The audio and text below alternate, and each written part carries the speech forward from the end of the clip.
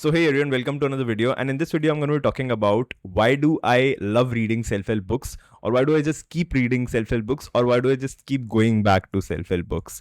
So I've tried fiction in like last few months, but I don't know, I just quit it in the half and I just went back to reading another self-help book. And actually, I don't like to call it self-help books. I like to call it self-development books because there's a lot of bad fame around self-help books, and I feel people who read self-help books are being judged with different comments that maybe you need therapy or maybe you're in depression and you need some help to just get out of that zone. But it's not at all like that. Self-help books are actually called, or should be called, as self-development books. There's a lot that you can learn from self-help books, and there's a lot that I learned from self-help books. And in this video, I'm going to talk about why do I read self-help books and just my perspective around it. And I read self-help books on almost all the topics because there's a lot to learn, and there are a lot of different things in life that you need to learn about and implement that on yourself. So the major reason I do end up reading self-help books is because I feel like I can hack a way through everything. And I would say hack also is not the right word to say about it. It should be the ideal way of doing things, and I just don't like inefficiency in anything. So that's why I think I end up reading a lot of self-help books. And also it could be my perfectionist in me who just wants to do the right thing for the right cause, or just for the right thing in life.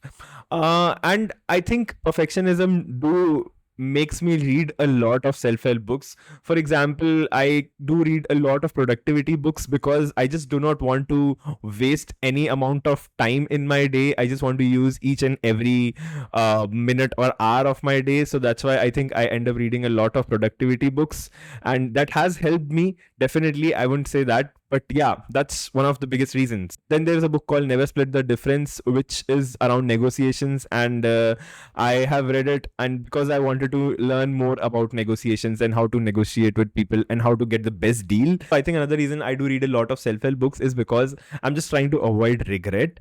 By that, I just mean that I'm just trying to avoid the regret that I might have to face later in life, just because I could have learned something today and I could have implemented that. And instead of learning that 10 years in ahead and regretting that, oh, I could have done that long back and I did not do. So yeah, I'm just avoiding that regret by reading a lot of self-help books. And I love one of these quotes from Isaac Newton where he says, if I've seen further, then it is by standing on the shoulders of giants, which basically means that by standing on shoulders of giants, or by standing on the shoulders of the people who have already found out something or found a better way to do something, by just learning about that or by just reading about that, you can see further away. So basically, all the generations which have come past us, or all the authors who have written books around different topics or different problems in their life that they were facing, and they already solved the problem, we don't need to go through them again. And that is what that quote means. It is a beautiful quote, and Isaac Newton really believed in it, and that's how he got so successful in his life. I think the last reason that I love reading self-help books because it helps me to learn a lot more about myself. I've just learned a lot about myself. How do I react in some ways? How do I find things? What makes me happy? So a lot of books that I've read around mental health, or any books that I've read around anxiety, or around shame. So I've been reading a book around shame. I've actually attended a workshop some time back which was around shame, of how to be unshameable and how you can avoid shame, and in what different scenarios we end up being shameful in life. And I got a few recommendations around that from for a book which I forgot the name. Uh, yes. So I attended that workshop and I got a recommendation about this author, Bene Brown. And this author just talks about a lot about shame and how shame impacts your life. And I read this book, and there are a few other books about this from this author. But yeah, these kind of books do help to learn a lot about yourself, because the author talks about what they have gone through and how they have dealt with it, and how did it make them feel. And you just reading about that, you somehow end up be like, oh yeah, I feel the same way. I have already also gone through this. I think it just helps to develop a better personality, and it gets you to know and discover a lot about yourself. It was all about why do I read a lot of self-help books. But yeah, I do see a lot of problems that are there around self-help books, and I just want to share that also, because I do not want to keep this video to just a single perspective of why you should read self-help books. But yeah, there are some ways that you can find better self-help books. So I also want to talk about what are the problems with the self-help books that are available in market today. And there are a lot of things. So the biggest problem is that there are a lot of self-help books on market, because it is such a huge sector. A lot of people are getting into it, a lot of people are now reading it, I think so. I, at least around me, but I did read something in the newspaper yesterday that lot less people are reading books these days. So I'm not sure how true is that, but I just hang out around with people who are reading books, so I just feel that a lot of people are reading books. But yeah, overall in total, people are reading less books, and you should read more books. Definitely, books are really good stuff to just learn about life, learn about yourself, learn about future, or just learn about or deep dive into fictional characters and have fun. And I think every day new books are coming. Everyone is launching books because the publishing is easier.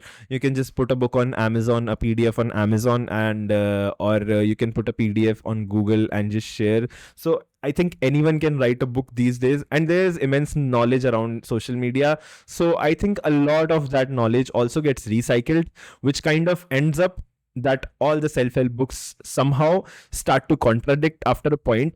But it's not in every case. But if, for example, if you do end up reading 5 books in productivity in a month, then they will start to contradict. But I think productivity also is a very huge topic. Instead of that, let us say if you read something in time management, you read 5 books around time management, then they will start to contradict after a point of time, because there cannot be more than few ideas how to better manage your time. So contradiction definitely is a problem. So that is why instead of reading a book on the same topic, I just try to vary it across the months.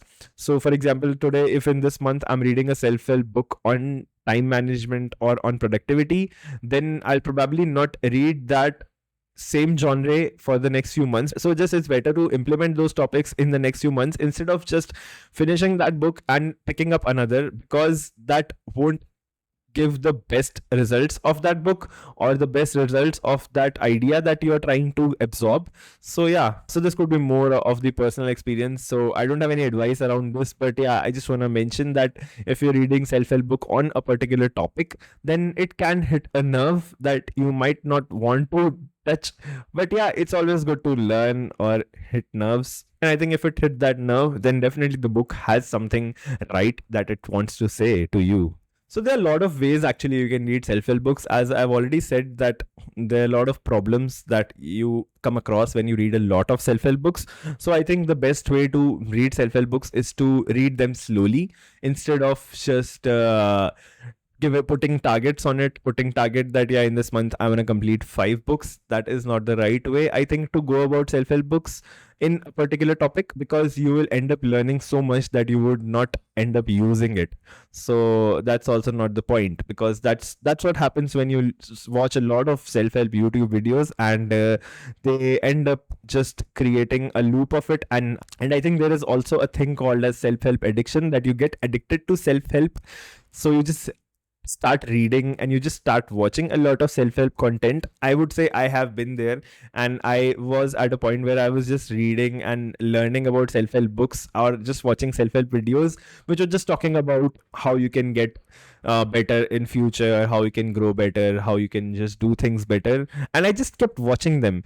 and they were not helping, because if I had 14 waking hours in a day, then I'm watching all of those in that time, and I'm not actually doing the thing that I'm watching that video for, or that reading that book for. So that doesn't help.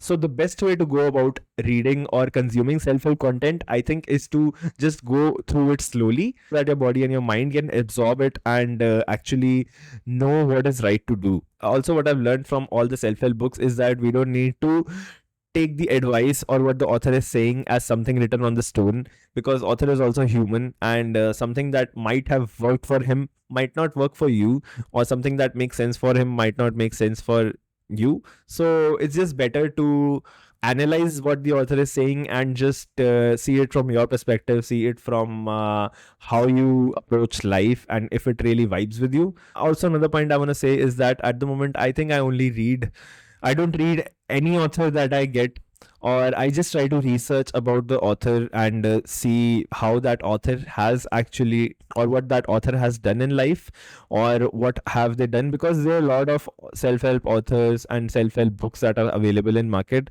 So I kind of get inclined to the tried and tested books, so that's why I go towards them. And I think that is a better way, at least for me, because already you have a lot of knowledge on the internet, and it's just not the right way. I think maybe what I'm saying is does not help new authors or people who don't have a very highly rated or highly rated books around. So I think I just end up ordering the books that are really popular, or the authors that have really high qualification in that particular topic. So for example, if someone is qualified in psychology, I would definitely read their book instead of someone who just wrote a book in psychology and is not a psychologist. I think I'll just trust the guy who did psychology more. I think it just is a thought that I have. So thanks a lot for watching this video. And if you also love reading self-help books, do let me know in the comments, and do tell me which have been the most impactful self-help books in the comments. I would love to know about that. And thanks a lot for watching. And if you found this video helpful, then do subscribe and do leave a like. Bye bye.